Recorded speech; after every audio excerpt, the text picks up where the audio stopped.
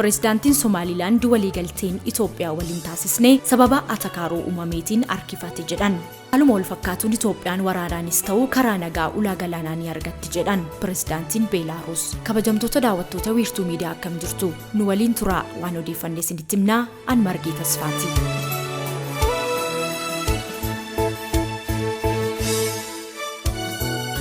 Pirezidaantiin Somaalilaand Musee Bihii waliigalteen walhubannoo fayyadama ulaa galaanaa irratti taasisan hanga ammaatti osoo xumuran argatiin kan tureef sababa qaxanchaa keessatti atakaaroo uumameen ta'uu ibsaniiru. Itoophiyaan waliigaltee ulaa galaanaa tajaajila buufata humna galaanaa fi daldala galaanarraaf ooluuf Somaalilaand waliin jalqaba amajjii bara 2024 waliigaltee irra ga'uu ibsitee turte. Waliigalteen Itoophiyaa fi Somaalilaand gidduutti taasifame kun Somaalilaand akka qaama bulchiinsa ishee taateetti kan yaaddoo Somaaliyaa dheekkamsiiseera. Waliigaltee kanaan booda Somaalilaand Masrii waliin waliigaltee waraanaa mallatteessuu fi waraanni Masrii Moqaadishootti argamuun muddamni jiru akka dabalu taasiseera. Pirezidaantiin Musee Bihii turtii BBC Somaalii waliin taasisan irratti waa'ee filannoo pirezidaantummaa biyyi isaanii geggeessitu ilaalchisuun ibsa kennaniiru. Gaaffiif deebii taasisan kanaan Itoophiyaaf biyya isaanii gidduutti waliigalteen fayyadama ulaa galaanaa taasifamus mootummaa Somaaliyaa garuu mallattoon kan dhumaa akka harkifatuuf sababa ta'uu eeraniiru. Hassan Sheikh pirezidaantiin Somaaliyaa Itoophiyaa qoccoo Itoophiyaan waliigaltee kan taasifte Somaalilaand waliinidha. Hassan Sheikh garuu ammallee Somaalilaand qaama Somaaliyaati jedhan birmadummaan keenya sarbameera jechuun dubbataniiru. Waliigalteen Itoophiyaa waliin walii mallatteessan osoo hojiirra hin ooliin ji'oonni 10 darbuu kan gaafatan Pirezidaantiin Musee Bihii waliigalteewwan idil-addunyaa yeroo fudhatu jechuun addunyaatti deebisuu filatan. Ministeerri muummee Dr. Abiy Ahmed akka biyya of dandeessutti kan of ilaaltuu fi sadarkaa idil-addunyaatti beekamtii kan hin arganne Somaalilaand waliin waliigaltee qarqara galaanaa kiiloomeetira 20 bal'atu liizii waggaa 50f turuun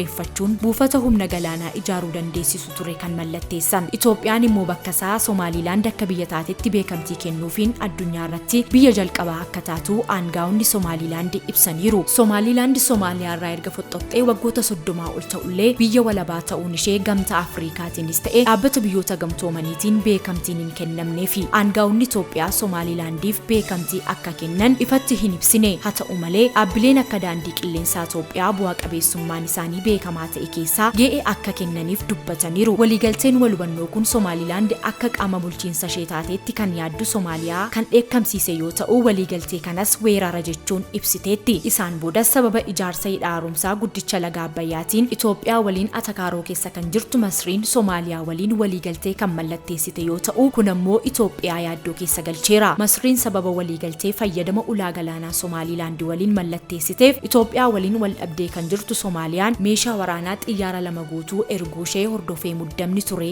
daran cimeera. Tumsi waraana biyyoota lamaanii yaaddoo keessa kan ishee galche Itoophiyaanis tarkaanfii gaanfa Afrikaa jeequudhaaf fudhatamaa jiru callistee akka hin ilaalle beeksifteetti. Mootummaan Soomaaliyaas humnoota alaa qaxanaa kana jeequudhaaf hojjetan waliin hojjechaa jirtu jechuun himachuun ishee ni yaadatama. Pirezidaantiin Musee Bihiinis turtii BBC Somaalii waliin taasisaniin waliigaltichaan booda Masriin dhimmicha keessa galuun muddama uumuu isaa dubbataniiru. Masriin Somaaliyaatti fayyadamaa jirti kan jedhan Pirezidaanti Musee Bihii Masriin dhufuun waan dabalataati furmaata ta'uu hin danda'u jedhan. Masriin Somaaliyaatti fayyadamaa jirti jechuun kan himatan Pirezidaantichi Masriin atakaaroo dhimma Abbayyaa irratti Itoophiyaa waliin itti jirtu keessaa Soomaaliyaan akka seentu gooteetti jedhan. Waliigaltee waraanaa mootummaan Soomaaliyaa Masrii waliin taasise yeroo qeeqanittis carraaqii Somaalilaand biyya walabaa ta'uudhaaf gochaa jirtu gufachiisuudhaaf kan ta'e jechuun ibsaniiru. Itoophiyaa fi Soomaaliyaan muddama gidduu isaaniitti uumame karaa mataa isaanii hiikkachuu danda'u kan jedhan Pirezidaantichi sana keessa galuu akka hin barbaanne dabalanii dubbataniiru. Somaalilaand sadaasa 13 bara 2024 filannoo pirezidaantummaa geggeessuuf qophiitti jirti.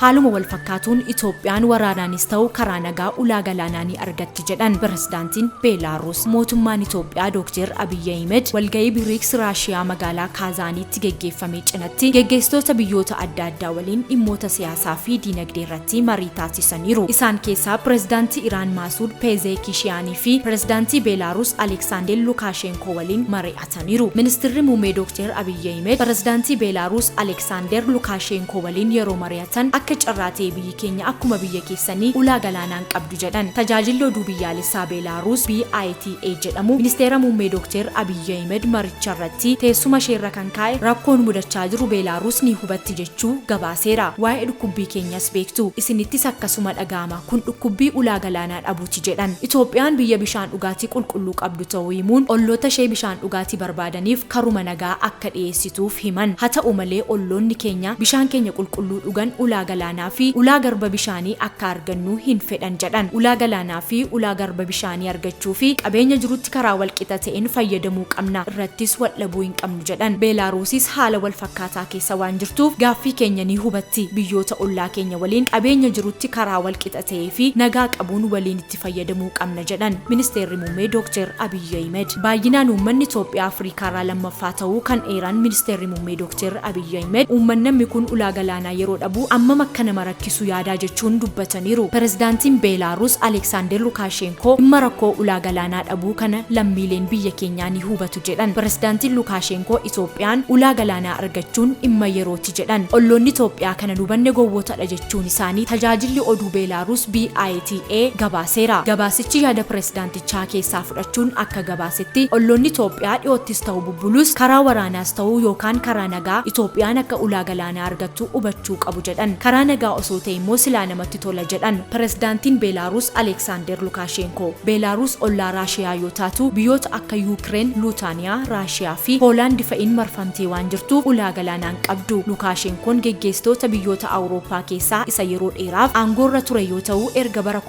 1994tti aangoo qabatanii hanga har'aatti pirezidaantii Beelaaruus ta'uun bulchaa jiru. Itoophiyaan ulaa galaanaa argachuuf erga Somaaliilaand waliin waliigaltee mallatteessiteenas gaanfa Afrikaa keessatti muddamni jabaan dhalateera. Soomaaliyaan erga ofiin of bulchuu jalqabdee waggoota 30 kan darbe Somaaliilaand qaama bulchiinsa kooti jetti. Kanaaf waliigalteen wal hubannoo Itoophiyaa waliin mallatteessite walabummaa biyya koo kan cabsedha jechuun himatti. Kanaafis akka see cina dhaabbataniif biyyoota Itoophiyaa wal dhabdee qaban akka Eertiraa, Masrii faa waliin michummaa cimsachaa jirti. Kaleessa onkoloolessa 29 ammoo dippiloomaatota Itoophiyaa qoonsila Itoophiyaa Moqaadishoo keessaa hojjetanii sa'a 72 keessatti akka biyya ishee gadhiisanii ba'an ajajjee jirti. Kabajamtoota daawwattoota wiirtuu miidiyaa waan nu waliin turtaniif guddaa isin galateeffannaa nagaan nuuf tura.